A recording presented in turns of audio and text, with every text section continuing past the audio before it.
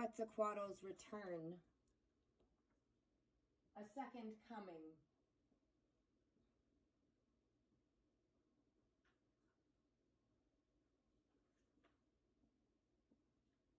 Quetzalcoatl was driven out of the land of Mexico by the Enlilian war god, who would later reinstate the religions of war and human sacrifice, even unto the lands of the Toltec Maya.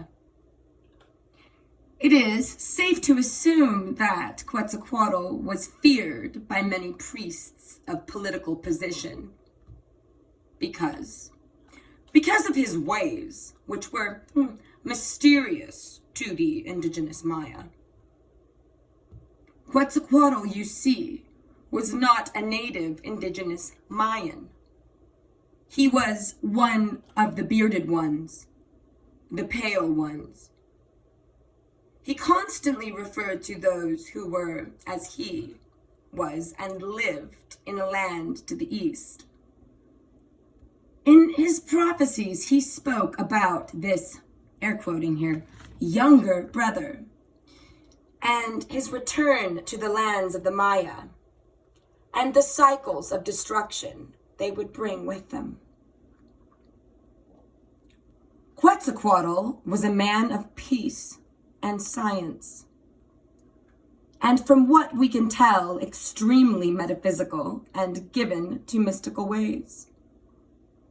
His reign, according to legend, was very long, lasting perhaps several hundred years, during which he became a white-bearded god to the Maya.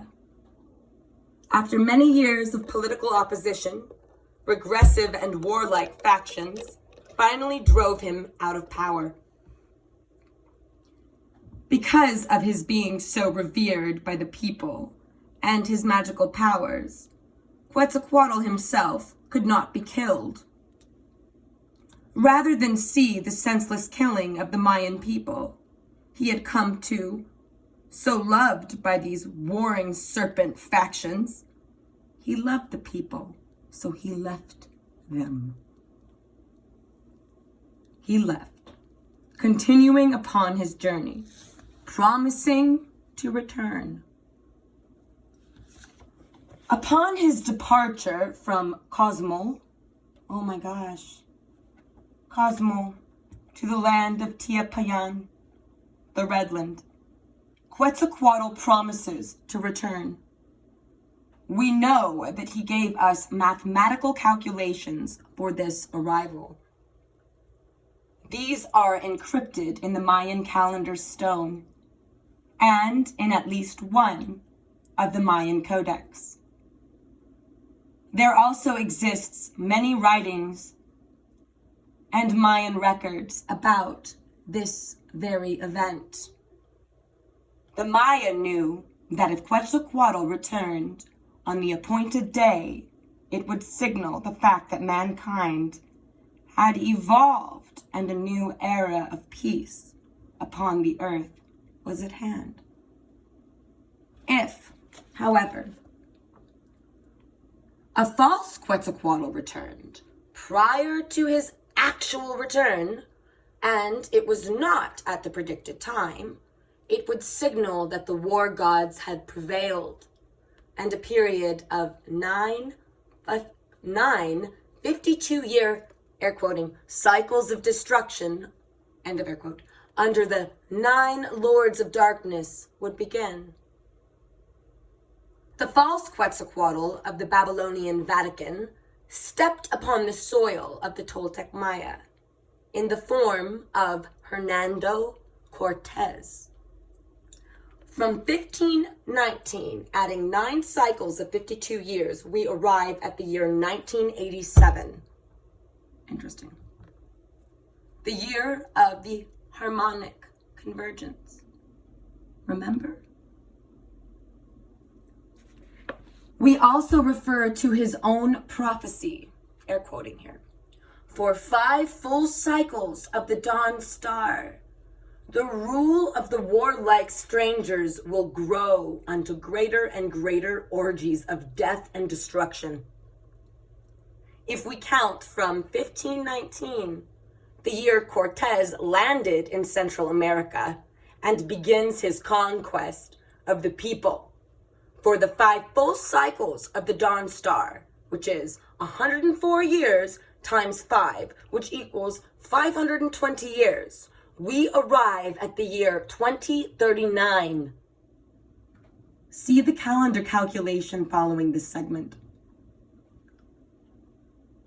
It has already been predestined by Quetzalcoatl's own calculations that he couldn't return, or she, we never know, until the time of the 6th sun.